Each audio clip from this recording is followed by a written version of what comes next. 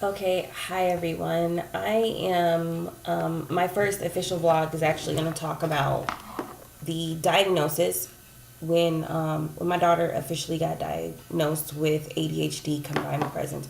But first, let me point something out. See this? This is orange juice. I asked her grandmother to bring. It is spoiled. Look how puffed out that is. Stuff I have to deal with on top of raising a child with ADHD. But anyways, okay, back to the subject. So there were a few red flags for me when I was, when my daughter was younger. I I never wanted to be that mom that wanted something to be wrong with their child. Like, no parent wants their kid to have any type of cognitive impairment, especially ADHD, because ADHD not only affects them, but it just makes life in the household hard. When my daughter was younger, she had some slow development, but she came off super bright. She's still super bright. As a toddler, I noticed that she had an unsurmountable amount of energy, and it was through the roof. If it could be climbed, she climbed it. If it was enough space, she ran. God, she was a runner. I think my favorite time though when she was the naked climber and runner. I just couldn't keep her clothes on, and so I started putting her in overalls. She would get out of those.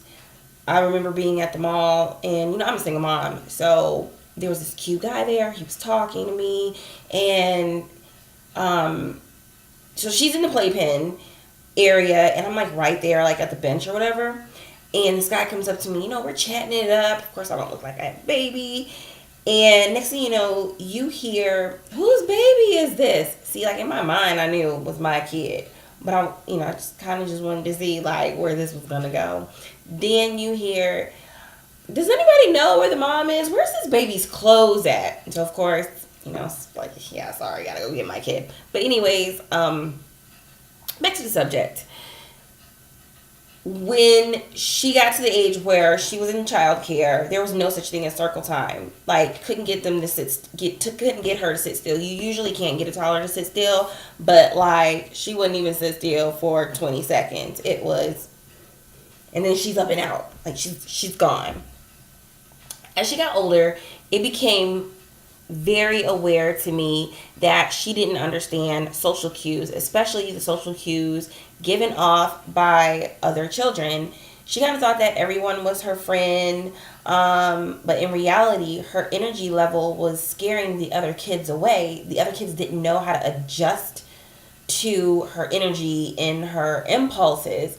She didn't even realize she was getting bullied, and this was in kindergarten. Kindergarten was I'm not going to say my breaking point, but it definitely broke me down. We'll talk about my breaking point. When she would actually come home with homework that's kindergarten homework that is supposed to take 15 minutes the most, is turns into a 3 to 4 hour ordeal. By that time, I was with my ex, and come hour 4, I was giving up. I had tears in my eyes. It was terrible. I'm pretty sure that's when I started drinking wine at night. Like, I would drink wine at night to help me go to sleep and kind of forget the day I just had with my daughter. Again, love her to death, but it's really hard before the diagnosis. While she was in kindergarten, she had a problem with daydreaming. Like, she would just sit at her desk and just daydream, not do anything, or focus on something else. When I tell you at the parent-teacher conference, I broke down crying to her because I felt like nobody was listening to me when I said, my daughter has an issue. I need help. She needs help. And everybody's just saying, oh, you need to do this with her. You need to have her on a strict schedule. Well, how do you keep an ADHD kid on, an ADHD 5-year-old on a strict schedule? Black people would say whooper. Like the belt is medication. No. I did try it, didn't work, and in fact, made me feel even worse. We get to first grade, and everything that was going on in kindergarten has now escalated. That was my breaking point. I went and I got her diagnosed. She ended up going to her pediatrician, who recommended a psychologist and then a psychiatrist. And also, after the psychiatrist, we went to the neurologist just to make sure it wasn't like anything else going on.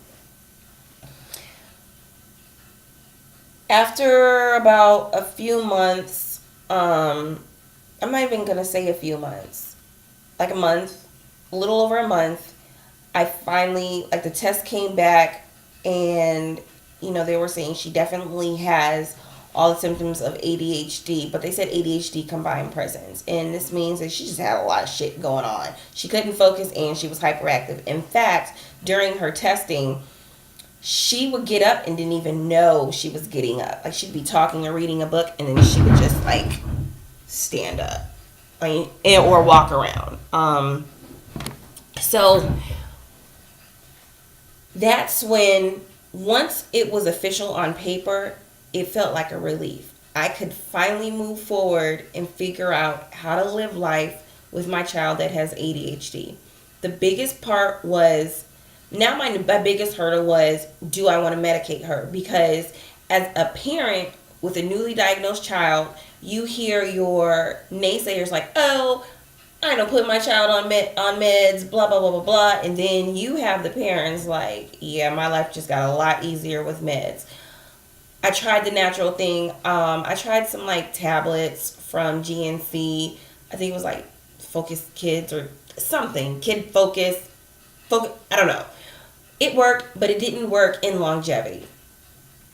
I finally said, oh, I'm sorry. And I would give her coffee in the morning because coffee has an adverse effect for kids with ADHD. It actually calms them down. But I can't keep running up to the school with some Tim Hortons. By the way, shout out to Tim Horton. She was the neurologist. We had a follow-up with a neurologist, and he prescribed her Focalin, which is the mildest of all ADHD medications. The generic form is called dexmethylphenidate. I think I'm saying that right. I thought I had the pill behind me. When I say it was like night and day. Now, prior to that, I forgot to tell you, I could not have conversations with my child. I would ask my child how her day was. She would tell me about ponies or something super irrelevant or something that did not happen. And I'm like, I really just want to have a conversation with my kid. When my daughter was put on Focalin, I finally was able to have a relationship with her because I could have a conversation with her, and it was the biggest breakthrough in the world. She was able to focus and actually get through her bell work. She was calm enough to where she could relate to the other children. And on top of that, when she read, it stuck to her.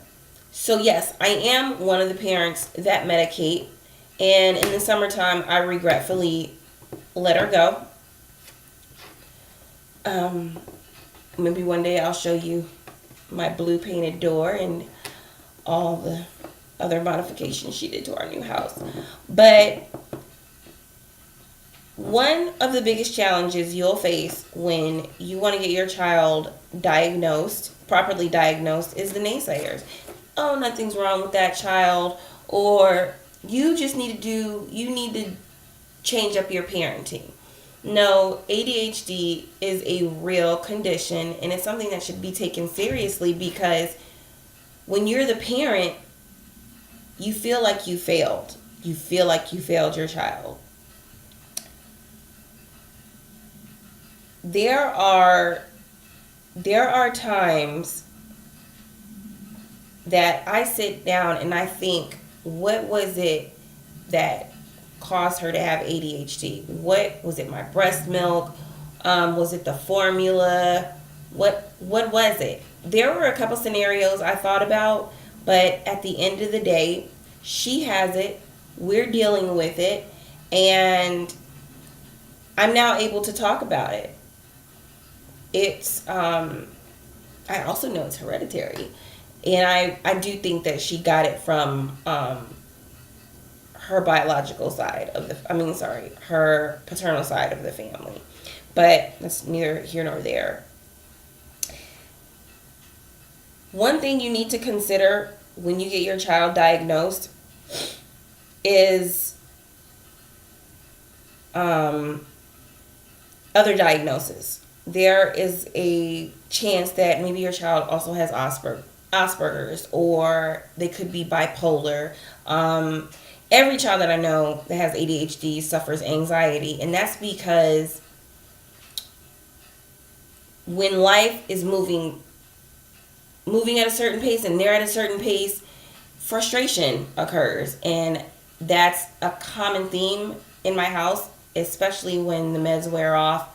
But you get used to it.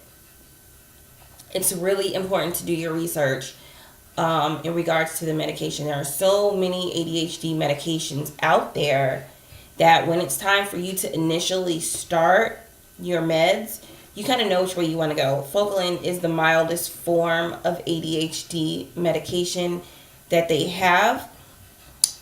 So that might be something that you would want to consider. And I know I'm fidgeting like I have ADHD, but I'm just like really nervous when it comes to talking about it. But that's another thing.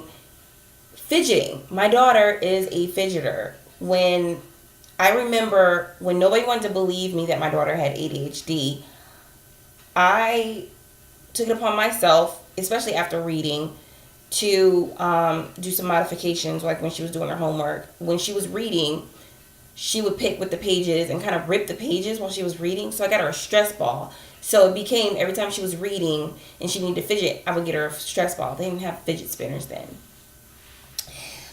She also can't keep her legs still. So I would give her a tall chair so she was able to swing while she read. There's just certain things that you can do, but first and foremost, when it's time to diagnose, be ready for the tears. Be ready for the tears and judgments, and then be ready for the tears of joy, because you now know what it is and you can properly move forward with what you and your child are now about to embark on.